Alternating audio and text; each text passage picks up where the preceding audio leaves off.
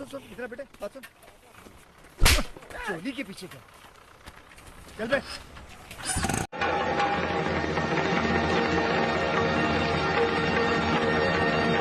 നമസ്കാരം. ജെഫ്രി വാണ്ടസ് എന്ന് പറയുന്ന സ്പിന്നറിന് മുന്നിൽ തൂറിപ്പെടുത്ത് മുട്ടുകുത്തി ഇന്ത്യ തോൽവി സമ്മതിച്ചു. നാണം കെട്ട തോൽവി, സത്യം പറഞ്ഞാൽ നാണം കെട്ട തോൽവി. പോയി ചാവാൻ പറയും ഞാൻ. മനസ്സിലായ? ആ പറയുന്ന രോഹിത് ശർമ്മ, ഈ പറയുന്ന അക്ഷർ പട്ടേല് കണ്ടു പഠിക്ക് എങ്ങനെ ഇങ്ങനെയുള്ള പിന്നെ സ്പിൻ ട്രാക്കിൽ കളിക്കണമെന്ന്. അറ്റാക്ക് എല്ലായിടത്തുനിന്ന് ഞൊട്ടി ഞൊട്ടി ഞൊട്ടി ഞൊട്ടി കൊട്ടി കൊട്ടി കൊട്ടി 97-ൽ 1 ഇന്ത്യ 97-ൽ നോ വിക്കറ്റ് ആയിരുന്നു. 97-ാമത്തെ റൺസിലാണ് ഒരു വിക്കറ്റ് പോകുന്നത്. മനസ്സിലാക്കണം നിങ്ങള്. പിന്നീട് 208 ആയപ്പോൾ ആൾ ഔട്ട്. അപ്പൊ അതായത് ഏതാണ്ട് 100-111 റൺസ് എടുക്കുന്നതിന് അകത്ത് 10 വിക്കറ്റും പോയി. ഒരു സ്പിന്നറിന്റെ മുന്നിൽ മുട്ടുകുത്തി പ്രണവിച്ചു, കാല് തൊട്ട് വന്നിച്ചു, നമ്മളെ കൊണ്ട് പറ്റത്തില്ല എന്ന് പറഞ്ഞു. ഓരോരുത്തന്മാരായിട്ട് പടി പടി പടി പടി പടി പോലെ പോയി. നാണം കെട്ട തോൽവി എന്ന് വെച്ച് കഴിഞ്ഞാൽ ഇത് നാണം കെട്ട തോൽവി. മനസ്സിലായോ? 32 റൺസിന്റെ വിജയം ശ്രീലങ്കയ്ക്ക്. Very good. ശ്രീലങ്കയ്ക്ക് ഞാൻ കയ്യടി കൊടുക്കുന്നു. കാരണം ഇതുപോലെ നാണം കെട്ട തോൽവി, ഇത്രയും 241 സ്കോർ പിന്തുടർന്ന് വരുന്നു. അവിടെ രോഹിത് ശർമ്മ എന്ന് പറയുന്ന ക്യാപ്റ്റന്റെ വിരോചിതമായ പിന്നീട് ചെറുത്തുനിൽപ്പ് കൊണ്ട് അല്ലെങ്കിൽ ബാറ്റിംഗ് കൊണ്ട് 97 റൺസ് വരെ നിങ്ങൾക്ക് ഒരു വിക്കറ്റും പോലും നഷ്ടപ്പെടാതെ 13.3 ഓവറിൽ 97 റൺസ് കൊണ്ടുവന്നു.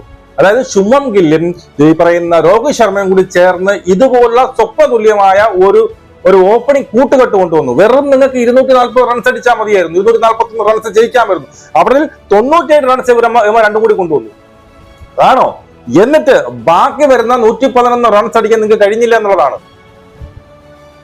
ബാക്കി വരുന്ന 140 റൺസ് അടിക്കാൻ നിങ്ങൾ ബാക്കി 111 റൺസ് അടിച്ചപ്പോൾ നിങ്ങളുടെ 10 വിക്കറ്റും നിലം പതിച്ചു. നാണം കെട്ട തോൽവി, നാണം കെട്ട തോൽവി പറയാതിരിക്കാൻ പറ്റത്തില്ല. മനസ്സിലായോ? ഫസ്റ്റ് ബാറ്റിംഗ് ഈ പറഞ്ഞ ശ്രീലങ്കയുടെ കേസ് പറയുകയാണെങ്കിൽ നിസംഗ ഫസ്റ്റ് ബോളിൽ തന്നെ ഔട്ടായി, ഡക്കായി പോയി. പിന്നെ അതിനുശേഷം വന്ന അവിടെ കളിച്ചായിരുന്നു ചോദിച്ചു കഴിഞ്ഞാൽ പിന്നെ ആരാണ്? മെൻഡിസ് 30 അടിച്ചു, വേറെ ആരും കളിച്ചില്ല. പിന്നെ അവരുടെ ഓപ്പണിംഗ് ആയ ഫെർണാണ്ടോ 40 അടിച്ചു. വേറെ ആരടിച്ചു? അവരുടെ ക്യാപ്റ്റനായ അസലങ്ക 25 റൺസ് അടിച്ചു. പിന്നെ എപ്പം വെല്ലാലകെ കഴിഞ്ഞ തവണ അവൻ തന്നെയാണ് അടിച്ചത്. അവൻ എന്തിനാ സ്പിന്നറെ അല്ലേ കളിക്കുന്നത്? അവൻ എന്തുകൊണ്ട് അവൻ റൺസ് ഇടുന്നു? അവൻ എന്താണ് അറ്റാക്കിംഗ് ബാറ്റിംഗ് ആയിരുന്നു. മനസ്സിലായില്ലേ? അവൻ അടിച്ചു കളിച്ചു, പൊട്ടിയില്ല, സിംഗിൾ എടുക്കാൻ നോക്കിയില്ല. അതുകൊണ്ടാണ് വെല്ലാലകയ്ക്ക് കഴിഞ്ഞ വട്ടമായാലും ഈ പ്രാവശ്യമായാലും അവന് റൺസ് വന്നത്. എങ്ങനെ രോഹിത് ശർമ്മയ്ക്ക് റൺസ് വന്നു? രോഹിത് ശർമ്മ അടിച്ചു കളിച്ചു. രോഹിത് ശർമ്മ എന്ത് ചെയ്തു? പന്തിനെ അടിച്ചു കളിച്ചു, പേടിച്ചില്ല. സ്പിന്നാണ്, ഭൂതമാണ് അതിനകത്ത് ഇരിക്കുന്നത്, പേടിച്ചില്ല, അവൻ അടിച്ചു കളിച്ചു. അതുകൊണ്ടാണ് അവന് റൺ വന്നത്. വെല്ലാലയെ ആയിക്കോട്ടെ, ഈ പറയുന്ന രോഹിത് ശർമ്മ ആയിക്കോട്ടെ, അക്ഷർ പട്ടേൽ ആയിക്കോട്ടെ, എങ്ങനെ റൺ വന്നു? അടിച്ചു കളിച്ചോണ്ട് റൺ വന്നത്. പേടിച്ച് തൂറി കൊട്ടിയിട്ട് കഴിഞ്ഞാൽ വരത്തില്ല. എന്നുവെച്ചാൽ പിച്ച് എന്ന് വെച്ച് കഴിഞ്ഞാൽ സ്പിന്നറെ അങ്ങ് മൊത്തത്തിൽ പിന്നെ എന്താണ് തുണക്കുന്ന പിച്ചായിരുന്നു. ബോള് വീണ എവിടെ പോണ എവിടെ എന്നറിയാം. നിങ്ങൾ ആരെങ്കിലും, ഞാൻ ഭയങ്കരമായിട്ട് അത്ഭുതപ്പെട്ടു. ഇവർ ഒരാള് പോലും ഇത്രയും ടേണിംഗ് പിച്ചിൽ ഒരു ജസ്റ്റ് ഒന്ന് പിന്നെ ഫ്രണ്ട് ഫുട്ട് കയറി സിംഗിൾ എടുക്കാൻ ആരും നോക്കിയതായിട്ട് ഞാൻ കണ്ടില്ല. അത് എന്റെ ഇനി അറിവില്ലായ്മയാണെന്ന് അറിയത്തില്ല. ഒറ്റ മനുഷ്യരും ഞാൻ കണ്ടില്ല.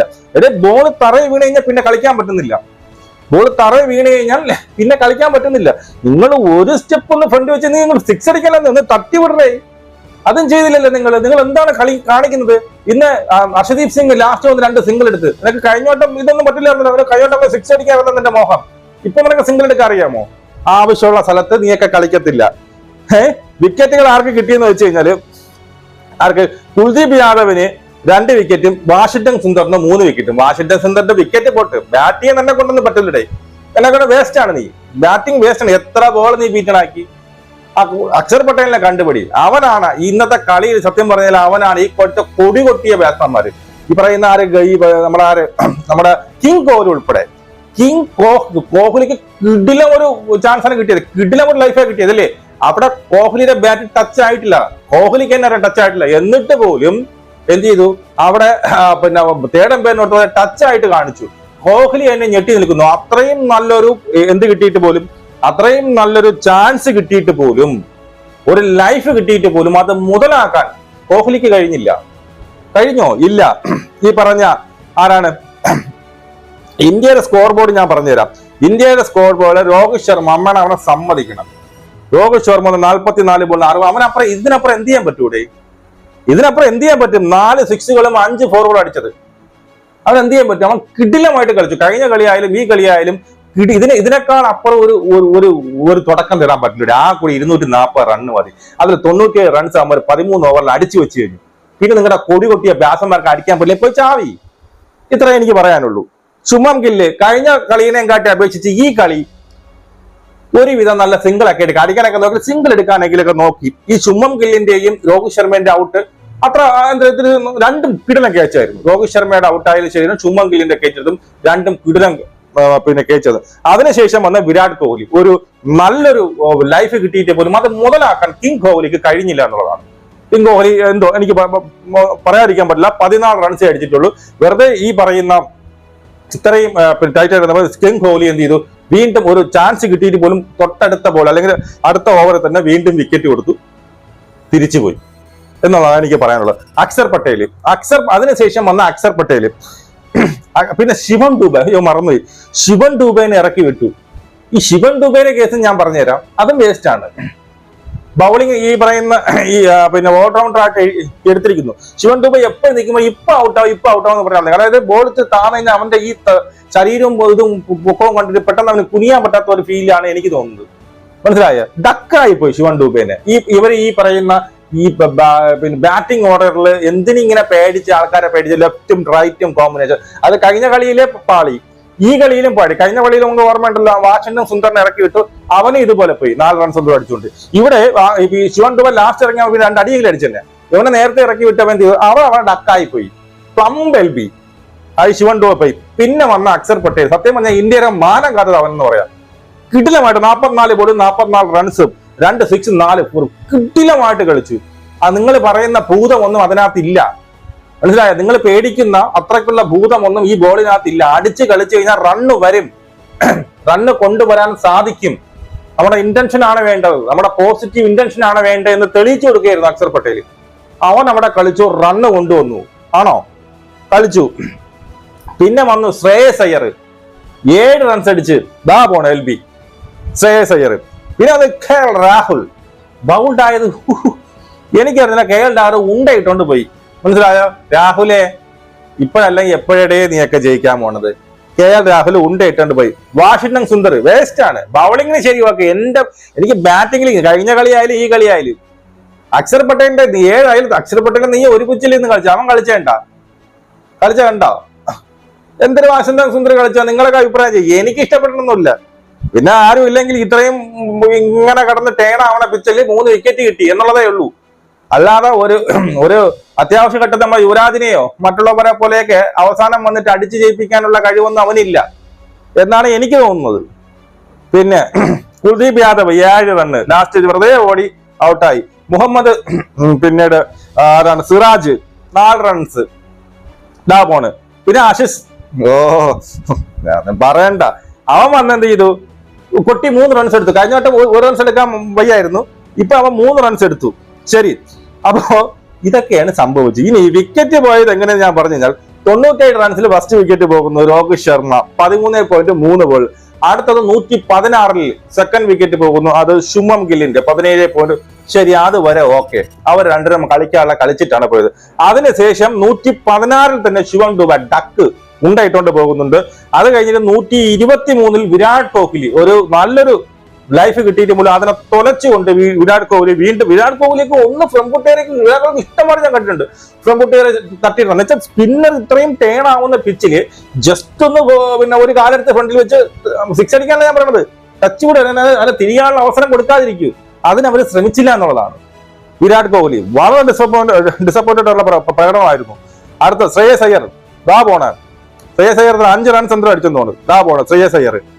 പിന്നെ അടുത്ത പിന്നെ പോയത് KL രാഹുൽ ഡക്ക് അടിച്ച് ദാ പോണ. പിന്നെ 147 185 7 ആയി. പിന്നെ 190 8. പിന്നെ പറയണ്ടല്ലോ, പട പോയി.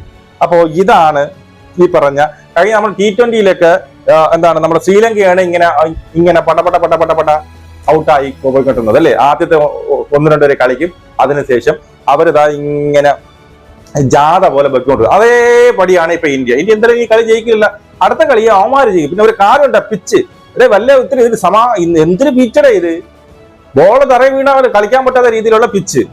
പിന്നെ ഇന്ത്യ ആണെങ്കിൽ പേടിച്ച് വിറച്ചിരിക്കുകയാണ്, അയ്യോ എന്തോ ഭൂതമാണ് വരണം എന്നുള്ള രീതിയിൽ. അതിൽ ഒരു ഭൂതവും ഇല്ലെന്ന് തെളിയിച്ചു കൊടുത്തു, അക്ഷർ പട്ടേൽ തെളിയിച്ചു കൊടുത്തു. ആ ബോളിൽ ഒരു ഭൂതവും ഇല്ല, നിങ്ങൾ കളിക്കാണെങ്കിൽ അടിച്ച് കളിച്ചു കഴിഞ്ഞാൽ കിട്ടുന്ന ബോളിനെ അടിച്ച് കളിച്ചു കഴിഞ്ഞാൽ ജയിക്കാം. എന്നിട്ട് ജയിക്കാൻ വേണ്ടി കളില്ല, കൊട്ടി കൊട്ടി ഞൊട്ടി ഇന്ന് തോക്കൂടെ നീ കളി. അതെ, 2 അടി വീഴുമ്പോ കണ്ടോ അവനെ മാറ്റിയുണ്ട്. അസലങ്ക വന്ന് ഫസ്റ്റ് ഓവർ ഒരു 4 ഒരു 6 2 4 ഒരു 6 അടിച്ചിട്ട് തപ്പന അവനെ മാറ്റിയിട്ട് അവന്റെ സ്ലിപ്പ് മാറ്റി. എന്തുകൊണ്ട് നീ അടിച്ചിട്ടുണ്ട്, നീ അല്ലെങ്കിൽ കുറച്ച് കൊട്ടി ഞൊട്ടിക്കൊണ്ടിരുന്നു കഴിഞ്ഞാൽ അവർ 4 സൈഡും വന്ന് കിടക്കും.